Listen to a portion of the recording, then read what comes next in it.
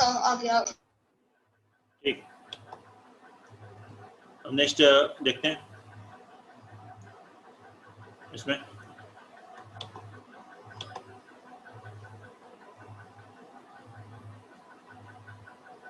Next definition, पहली definition हमने पढ़ी रैंडम एक्सपेरिमेंट, और उसके बाद प्लेइंग कार्ड्स के बारे में देखा।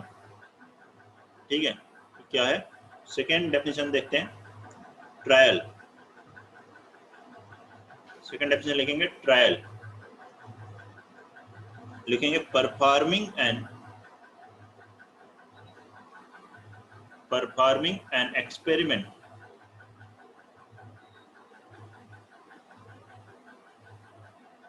performing an experiment is called a trial. Performing an experiment is called a trial. एक एक्सपेरिमेंट को परफॉर्म करना वही उसका ट्रायल है। जैसे एक कॉइन को टॉस करना, तो उस रैंडम एक्सपेरिमेंट को परफॉर्म किया आपने, तो वो क्या है, एक ट्रायल है। मतलब वो एक्सपेरिमेंट किया आपने, या एक कार्ड ड्रा किया 52 प्लेइंग कार्ड्स में, तो वो क्या है, वो एक ट्रायल है। उस एक्सपेरिमेंट को परफॉर्म करना ही trial, performing an experiment is trial of that experiment. Event, next definition लिखेंगे event, the possible outcome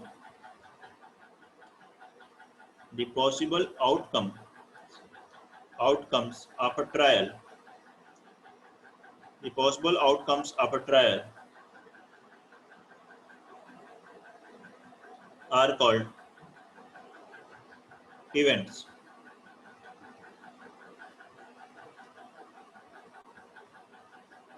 For example,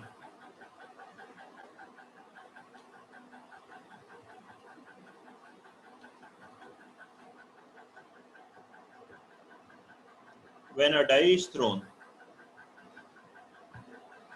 जब एक डाई को थ्रो किया गया, then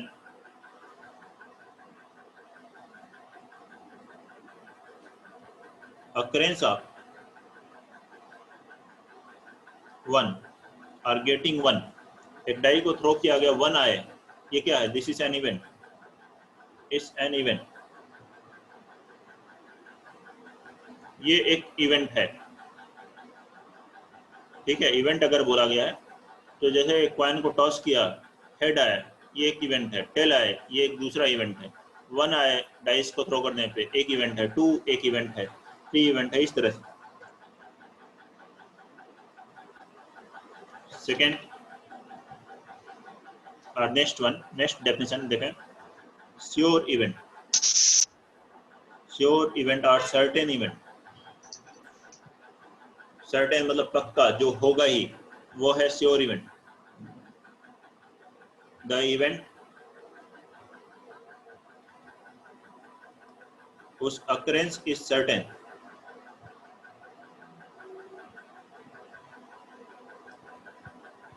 the occurrence is certain is called an event.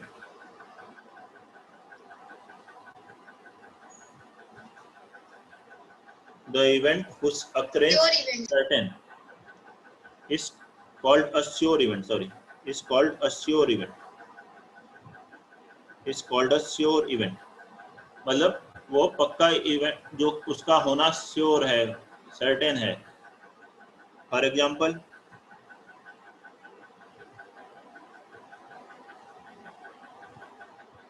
getting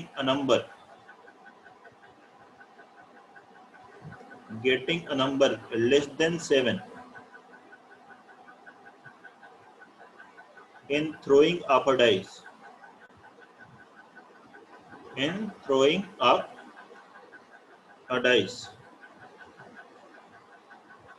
is sure event।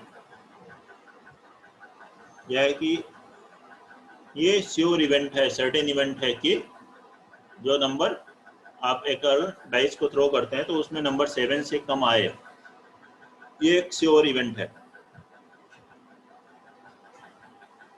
कोई doubt? तो but फिर less than 7 में तो 0 भी आ जाता है, फिर -1 -2 भी आ जाता है। 1 2 3 4 5 6 सर नेचुरल नंबर लिखेंगे क्या? गेटिंग अ नेचुरल नंबर लिख सकते हैं, गेटिंग अ नेचुरल नंबर, और बेटर हो जाएगा। ठीक है, लेकिन जो भी नंबर आएगा डाइस पर अगर आप थ्रो करोगे तो 0 1 -1 तो आएगा नहीं, जो भी नंबर आएगा वो 7 से कम ही होगा, तो पक्का है कि नंबर 7 से कम होगा।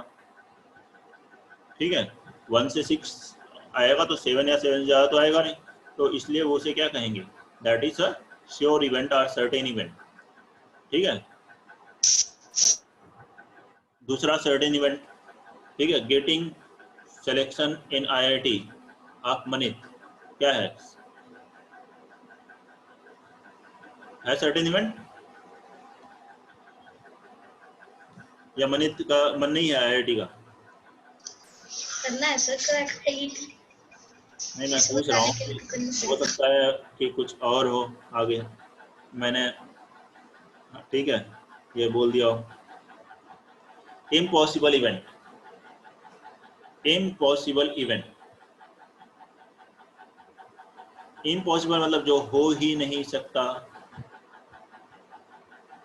ठीक है, ऐसा, अब कोई कहेगा कि इम्पॉसिबल का मतलब है आई एम पॉसिबल, तो वो नहीं, यहाँ पे इम्पॉसिबल मतलब इम्पॉसिबल ही, जो नहीं हो सके ऐसा event.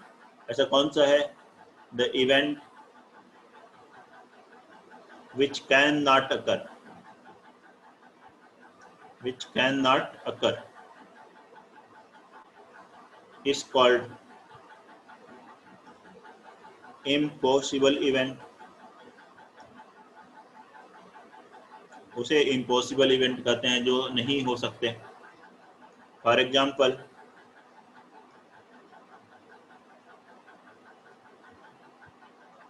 Getting a number 7 in throwing of a dice, in throwing of a dice is impossible event।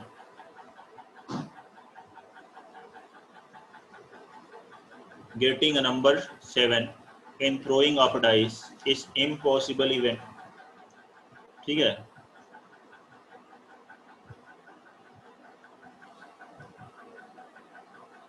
ये है एक impossible event.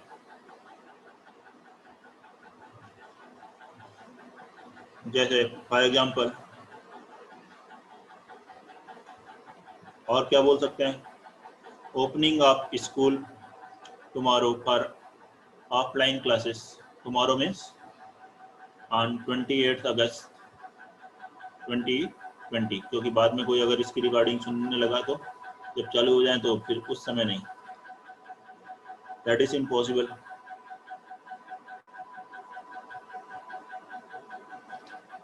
Definition of probability, अभी तो कुछ टर्म की डेफिनेशन पढ़े थे हमने, हम पढ़ने जा रहे हैं किसकी डेफिनेशन, प्रोबेबिलिटी की डेफिनेशन।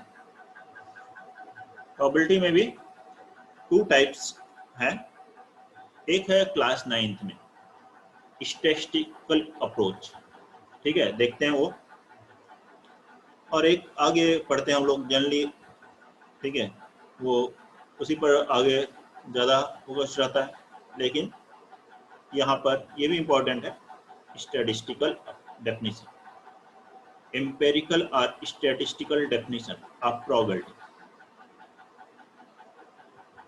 एम्पेरिकल और स्टैटिस्टिकल डेफिनेशन ऑफ प्रोबेबिलिटी लिखेंगे। If trials be repeated a great number of times or a sufficient number of times, यह मान लीजिए एक कॉइन को आप टॉस करने लगो, एक बार टॉस किया, 2 बार टॉस किया, मजा आने लग गया, आप बार बार टॉस ही कर रहे हो, 1000 बार टॉस कर दिए। ठीक है, अब अगर आपने 1000 टाइम्स टॉस कर दिया एक कॉइन को, तो कितनी बार हेड आया वो और कितनी बार टेल आया होगा, बता सकते हो? अंडर द सेम कंडीशन,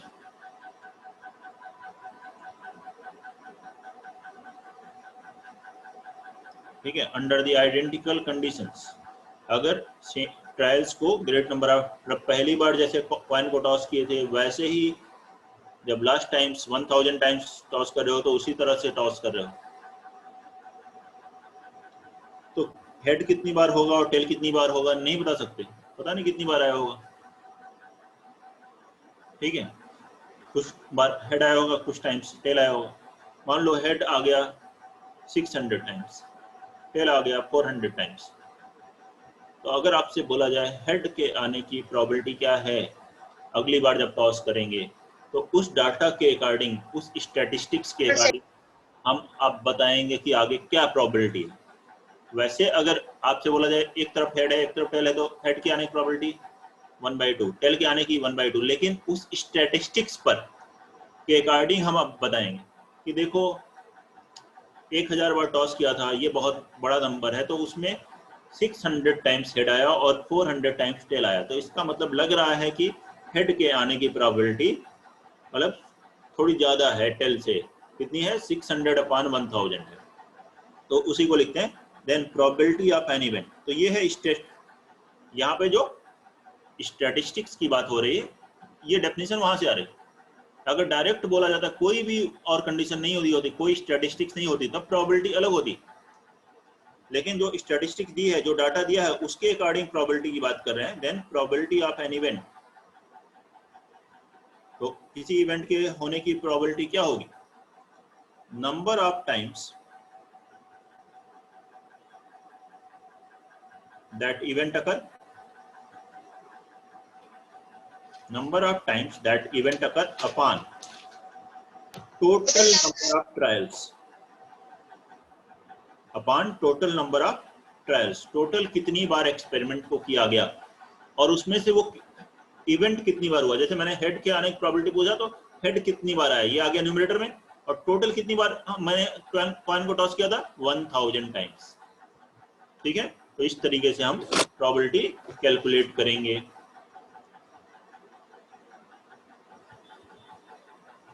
तो देखते हैं इस पर बेस्ड क्वेश्चन नंबर 1 लिखेंगे। A coin was tossed 500 times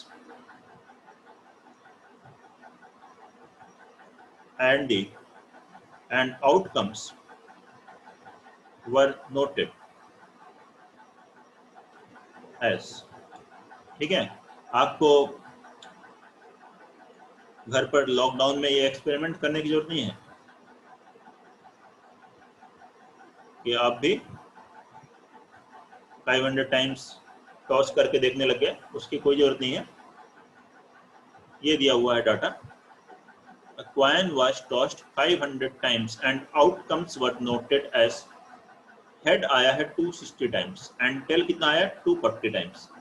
अब कहा गया A coin is thrown again, और सेम कॉइन लिख दें, same coin is throne again, उसी कॉइन को फिर से,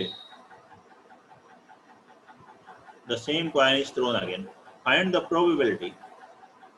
अब प्रोबेबिलिटी बताएं, फाइंड द प्रोबेबिलिटी। उसी कॉइन को फिर से अगर एक बार उछाला जाए तो क्या होगा? Probability of having first a head and second a tail, ये दोनों की प्रोबेबिलिटी निकाल लें।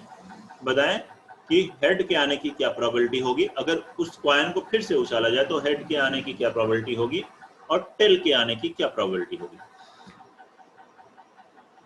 तो बनाएंगे सभी लोग। मनित ने पंजा दिखा दिया है।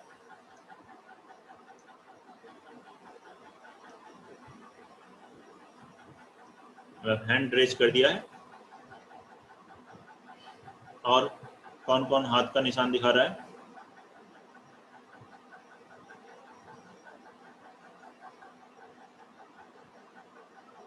अर्नो नहीं बना बेटा, बन जाना चाहिए। और कहाँ गए बच्चे? और नहीं है क्या? बाकी सभी बच्चे क्लास में ही है ना?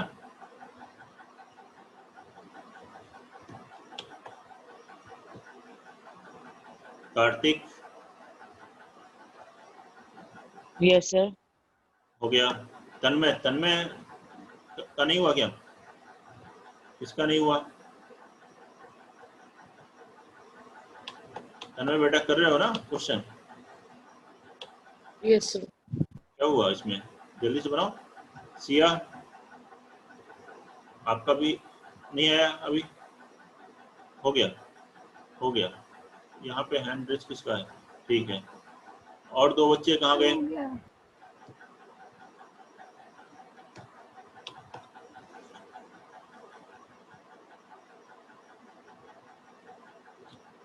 तो हेड की प्रोबेबिलिटी क्या हुई बताइए? 1.52। हेड के आने की प्रोबेबिलिटी 260 टाइम्स है फेवरेबल केसेस, और टोटल कितने हैं? 500 ट्रायल से इसमें से 260 टाइम्स हेड आया, तो हेड के आने की प्रोबेबिलिटी हो गई, कैंसिल हुआ, फिर 2 से कैंसिल हुआ 13/25। और टेल के आने की प्रोबेबिलिटी, एक टेल आ जाए, इसकी प्रोबेबिलिटी 0.48। 240/500। ये कैंसिल हुआ, 2 से कैंसिल करेंगे 12/25। यही है हेड और टेल के आने की प्रोबेबिलिटी। देख लीजिए, कोई डाउट है तो बताइए। किसी को भी इसमें कोई डाउट है? किसी भी स्टूडेंट को? आसान है, ठीक है। ये है स्टैटिस्टिक्स पर बेस्ड। अगर आप स्टैटिस्टिक्स दिए हैं तो उससे आप प्रोबेबिलिटी कैलकुलेट कर सकते हैं। और भी क्वेश्चंस हम लोग देखेंगे अगली क्लास में, और इसके अलावा दूसरा टाइप्स भी देखेंगे प्रोबेबिलिटी का, जो कि आगे पढ़ते हैं, तो नेक्स्ट क्लास में उसको करेंगे। बताइए, इसमें कोई दिक्कत हो तो पूछिए। No sir.